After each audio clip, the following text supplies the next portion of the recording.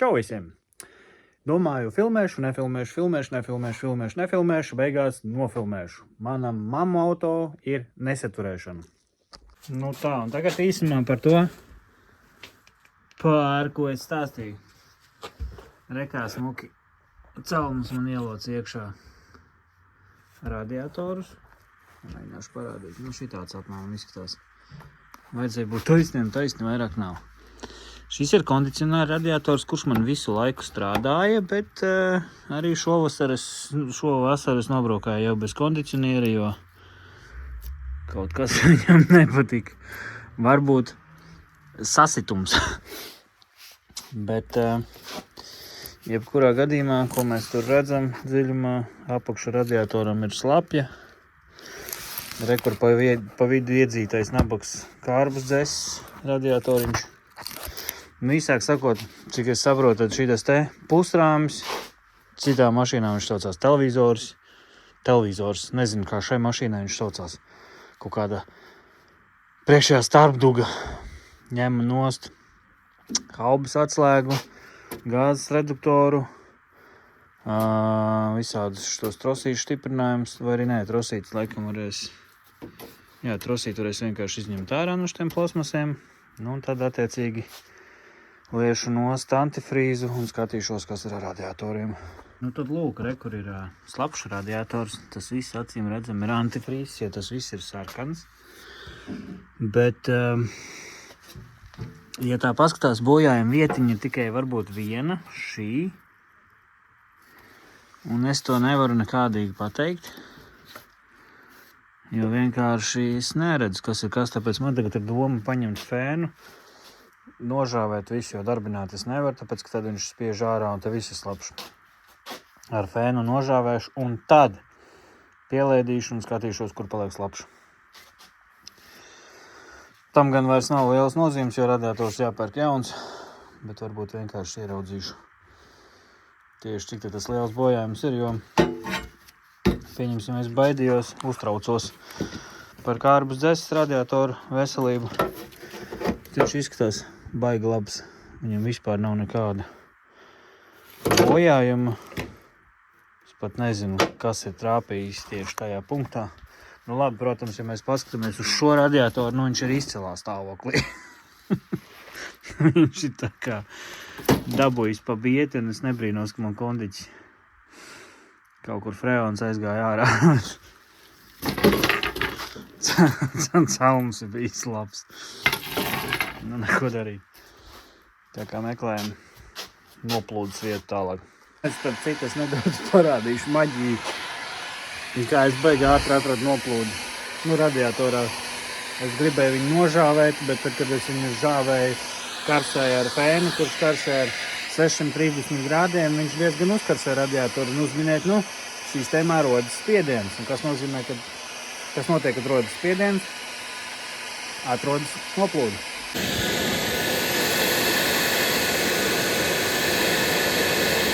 Tikās pļauj ārā antifrīzi.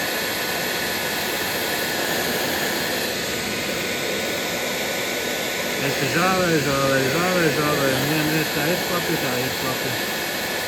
Un tur arī ir bojātās trubiņas.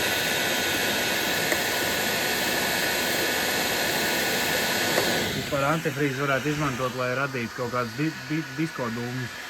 Nav pat jēga neko baigi vairāk te pārbaudīt. Mākoņas pie griestiem uztaisījis esmu. Radiators ir caurs, tas nozīmē, ka šeit, kur ir kārbas dzesas radiators, viņš ar vienu šo redeli ir uzsits konkrētā punktā.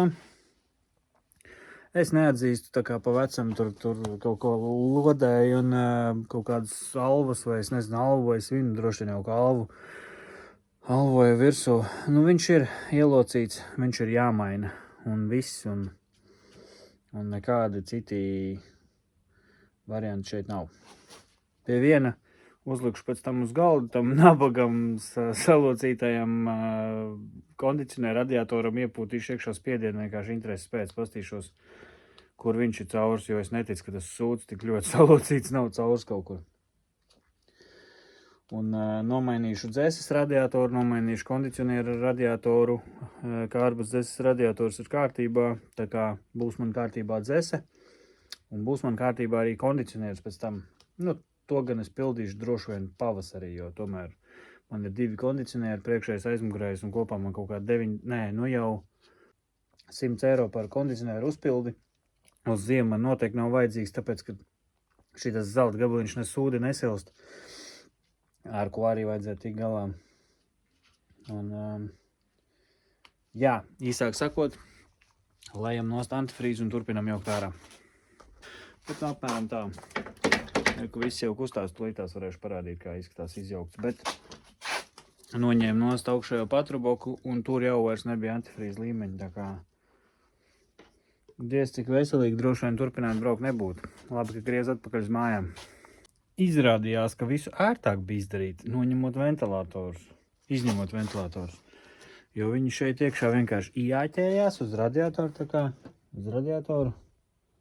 Jā, uz radiatoru viņi tā kā ieāķējās un augšpusē pieskrojās. Izskroja augšpusē ārā skrūvīt. Kaut kādu gumiju. Izskroja augšā skrūvīt. Tad tas ventilators tā kā atlaicās nost no radiatora, un tad viņi pacēla uz augšu, izāķē. Tad viņi var pagriezt tā, ka tu brīvi tiec klāt štekerim. Tad to, ko es nepamanīju, ka štekerim ir šitas sarkanais štopariņš, ko es no sākuma mēģināju to štekeri no visu spēku atvienot, man nesanāk, nu saprotu, ka kaut kas nav kārtībā, bet tad atcerējos, ka Voyageriem ir šitādi te sarkani izvelkami štopariņi, un viņš ir jāizvelk ārā, un tad štekers tik viegli atāķējas. Un tam man arī ir spectūls, man ir skrūvgrieznīts ar saliektu galiņu, tad es viņu tā čiks un izvelku ārā to štopariņu, un tad var atvienot štekerīti. Tā kā. Un tagad es brīvi tieku klāt apakšējiem patrubukam, lai normāli kvalitatīvi beidzot izņemt radiatoru, bet es jūtu, ka tur gāzīsies antifrīz, tā kā man laicīgi jāaiziet pēc spainīša. Tā, nu, vakara sausais atlikums ir tāds, ka esmu izjaucies līdz šādai stadijai. Tātad noplūda radiatorā ir atrasta. Kondicionēru radiatoru pieslēgšu ne, bet iepūtīšu viņā iekšā spiedienu un vēlams ieraudzīšu viņā caurumu, jo es negribu atrast freonu noplūdu kaut kur citur. Ja jau reiz tas radiators sadauzīts un es viņu plānoju pirkt jaunu, tad labāk, lai noplūda ir tur. Attiecīgi vēl pāris lietas. Ļoti tagad sāku apsvērt ideju. Ja reiz šeit viss pašlaik ir izņemts ārā un viss ir tik ļoti brīvi piekļūstams. Jā, viena lieta man galīgi sašķīdus termobarjera, kur man viņi visu mētās grīdas. Paskatīšos, vai tādu vispār var nopirkt jaunu, jo gribētos viņu uzlikt, lai viņi bišķiņi sargā radiators un vadus. Un tad sāk domāt, ka tagad ir jānodiagnosticē arī kondicionieru sūknis, tāpēc, ka man ir nopirkts jau cits, tad, kad es nebiju pārliecināts, vai šis strādā. Un attiecīgi šis ir tas brīdis, kad viņu ritīgi ērti varētu nomainīt. Tā kā noņemšu siksnu, pagriezīšu sūkni, jo tajā reizē man viņš tā kā ar kaut kādu aizķeršanos nedaudz griezās, no otram tā vispār nebija. Tad pastīšos, varbūt šis ir brīdis, kad nomainīt sūkni. Un saremontēt termobarjeru izplūdes kolektoram. Un vispār apstīties, varbūt šis ir brīdis, kad te kaut ko var sačinīt baigi ērti. Bet visādā citādā ziņā diagnosticēšana ir beigusies. Esmu izjaucis, saprotu, ka kādu brīdi braukāšu ar sievas Hondu. Un šodien var mest mieru un iet mājās. Pagraust cemkas un paskatīties televizoru. X-faktoru. Šovakar var skatīties X-faktoru. Tā kā parādīšu, kā man ies tālāk, kad jau atnākšu ar jaunu radiatoru pie savu zelta gabaliņu. Vai, pagaidām. Čau. Nu ko, mīlīši, jauns vakars, jauni piedzīvojumi, jauna diena, jauni piedzīvojumi. Vienam manam kaimiņam tepat tās robežos stāv uz izjaukšanu 3.8 Voyagers. Nu, viņš tāds Voyagers ir padzīvojis rūsas ziņā tāds diezgan papuvis, un tāpēc viņš arī viņu nolicis toreiz ir, kad viņš tur, nu, viņam sapūš durvis, sapūs apakš. Gadu vecāks kā manējais zelta gabaliņš. Vēl viņam kārba tur sāka sist ātrums, nu, tāpēc viņš viņu nolika un viss. Un tad es to buferi dabūju no viņa vienreiz jau, kur es ar stirnu iznīcināju. Nu, un tad šodien es izdomāju aizbraukt pastīties. Es tad, kad izjaucu sev tagad priekšu ārā, man te starp radiatoriem stāv tāds plasmas, kas tura abus radiatorus kopā. Dzeses un kondicionierim tas plasmas, man stirnas apskādēts arī bija. Aizbraucu pēc viena tā plasmas, un beigās tiku pie abiem radiatoriem. Un nepirkšus jaunu radiatoru, pagaidām pilnīgi normālu radiatoru dabūju. Saucamais kondiškas radiators man stāv vēl Hondā, bet rekur smuks, tīrs, radiators ar kompresoru vēl izpūtīšu. Viss pilnīgi vesels. No šitās puses kukaiņi vairāk ir, vairāk netīrs ir, bet tā pilnīgā kārtībā radiators. Devām pa pilnīgi simbolisku naudiņu, tāpēc, ka cilvēkam arī neinteresē uz katru vecu detaļu nopelnīt miljonu. Es nezinu, man vienkārši veicās gan ar draugiem, gan ar kaimiņiem, gan ar Voyager šrotu pie Zooma. Nu, nosacīt Voyager šrotu, vienkārši šrotu, kurā bija vairāk Voyager uz izjaukšanu. Vienkārši, kur es braucu, tur man detaļas pa simboliskām naudām pārdod varbūt vienkārši Voyageristi vai cilvēki, kas ar Voyageriem saskarās, ir forši cilvēki, tāpēc viņi arī nav mankārīgi. Varbūt tā kā būtu bembists vai audists. Bet nu vienvārdu sakot, liekam šito grabažu kopā, šokar ir ko pastrādāt. Sadaļa 2 hours later.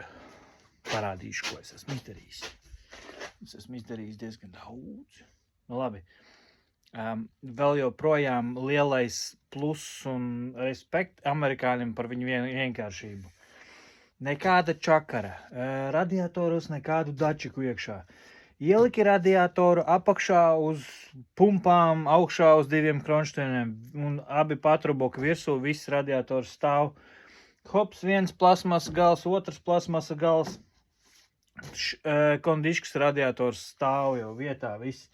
Pieskrūvēja kondicionēja radiatoru 2 strubiņas.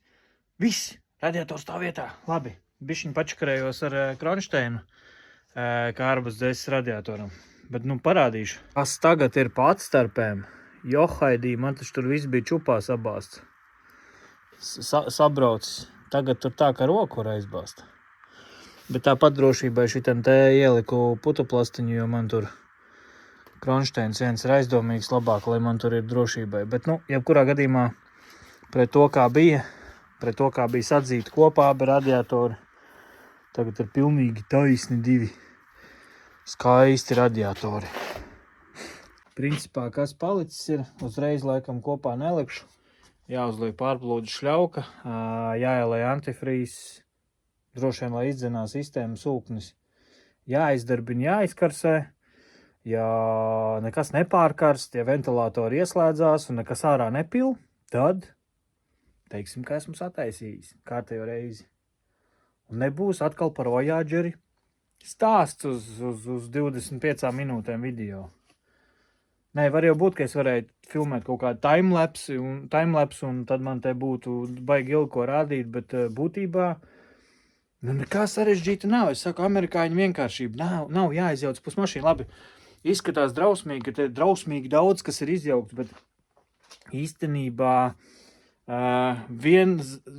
vienā ārkā pāris samarēzes skrūvītes, otrā ārkā augšā šiten 2 skrūvas un viss, un nu labi, jānoņem ledbārs, bet tā jau ir papildus komplektācija, kur es pats sev sačakarējis dzīvi. Bet ja nebūtu ledbārs, tad tieši tā, pāris skrūvītes vienā pusē, pāris skrūvītes otrā pusē, 2 skrūvas augšā un viss, un buferis ir nost. Tad tālāk radiatoram augšējās stiprinājuma skrūvas, te radiatoram galos, nu, lai atdalītu vienu radiatoru no otra, kā jau es teicu, kondicionēja radiatoram 2 strubas šeit. Nekam īsti iespēja neatskrūvēties nav, jo pa lielam visur ir metāla skrūve skārda klipsī, kas uzmaukts ir uz plasmas auss. Tātad, nu, ja tā skrūve negrib nākt vaļā, tad vai nu klipsis pārlūzīs, vai skrūve nogriezīsies, vai kaut kas, bet nu, tas nav tā kā kuzovā iemetināts uzgrieznis kaut kur. Un viss, un čiks izņemās viens radiators, otrs radiators un dandīlu. Tā kā labi, uzliku šļauku, tad šķiļu, ielēju antifrīzu, šķiļu klāt un skatos. Tad jau redzēs, kā mums būs veicies šovakar. Un, ja paveiksies un es visu būšu sataisījis, tad es būšu vinnējis vēl arī buferu likšanu virsū šovakar, jo tad rītdien es braukšu ar Voyageru. Forši. Sistēma ir uzpildīta. Šļaukas ir saliktas. Ārā nekas. Jā, ārā nekas nepil. Lai kā man patiktu mūzika, kas man skanēja, ir laiks pafilmēt, ir laiks pielaist, padarbināt. Durvis ir attaisīts. Starp citu, uz durvīm ir interesanta lieta. Kāda man būs viena radošā video tēma, viss ir safilmēts, bet pēc tam tad būs cits video, parādīšu, ko vēl es māku. Nu ko? Ir izkarsēts, ir nokarsēts, ventilātori ir iedarbojušies un viss ir kārtībā. Tagad kaut kur man te pakūp vēl bišķiņu, kur es biju kaut kādu eļļu uzsmērējis vai uzlējis. Antifrīzu pildot, bet viss kopumā ir baigi labi. Varu likt kopā buferi. Cik, protams, pulkstenis novilku, lai nešķēdītu, bet es nojaušu, ka ir ap kādiem 9. Nē, vēl pat nav 9, tā kā līdz 10 man būs salikts purns un viss būs baigi smuki. Močiem tālāk. Nu, ko lai saka? Gatavs! Un tagad parunāsim par ietaupījumu ģimenei. Es sāku skrūvēt pulkstenis 7. Un esmu beidzis skrūvēt pulkstenis bez 29. Tātad 7, 8, 9, nu un pieņemsim 10. Jo es vēl izdzīšu ārā, padarbināšu. Ledbāru arī uzliku beigās. Nu, 3 stundas. Tātad man tas prasīja 3 stundas. Plus es esmu pats tur kaut kur sarunājis ar kaimiņu un dabūjis radiatorus. Plus vēl kondicionēru radiatoru. Tas man izmaksāja 20 eiro. Protams, tas nav atskaits punkts. Nevienmēr visiem ir kaimiņos Voyager un bla bla bla, bet tas ir tik, cik pašlaik ir izmaksājis man. Un, nu tagad iedomāsimies, kad es aizdzenu mašīnu uz servisu. Protams, ka viņi vispirms defektēs, viņi vispirms viņu karsēs, skatās pilu, skatās pēta no kurienes pilu, lēmumu kaut kādai pieņemšanai un tādā garā aiziet stunda. Tad izjaukšana. Nu, viņi skatās, kā uz manām skrūvītēm tur kas kā turās, tagad noskrūvē nost buferi, skatās, kā noņemt ledbāru, ilgi domā, tad saprot, ka ir jāņem štekeri nost, pinus jāvēl kārā, lai štekeri dabūtu, lai vada izjaukt cauri restē un tā. Vēl 1 stunda.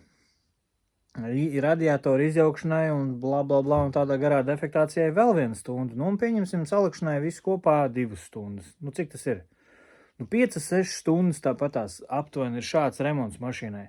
Plus vēl viņi man pirktu visdrīzāk jaunu radiatoru. Es pat nepaskatījos interkārā, cik viņš maksāja godīgi. Ja kondicionierim maksāja 50, nu es tagad varētu minēt, ka dzeses radiators maksā 60-70 eiro, bet es minu. Un iespējams, ka tā ir mana cena, nevis parastā mirstīgā cilvēka cena. Un servis paņems mirstīgā cilvēka cenu. Tad pieņemsim, ka pašlaik minēšu, var jau būt, ka beigās izrādīsies pavisam savādāk, bet pieņemsim, ka man radiators maksā tur 90-100 eiro. Plus 5 stundu servisu darbs. Nu jau pēdējā laikā zinoši cilvēks saka, ka vairs nav nekādi 35 eiro stundā par servisu, nu jau rēķina 40-45 eiro stundā par servisu. Tātad 5 reiz 40 pieņemsim ir kaut kā 200 eiro plus 100 eiro par radiatoru pašu, nu, tie ir 300, varbūt vairāk, vēl kaut kādu materiālu, kaut kas, 300-350 eiro remonts. Man viņš izmaksāja manu laiku, 3 stundas vakarā garāžā, kurā tāpatās es nāku kaut ko ķimerēties, un 20 eiro, ko es sarunāju radiatorus. Diezgan liels ietaupījums. Un tagad iedomājieties, cik ātri atpelnās man pacēlājs, ja es pats skrūvēju.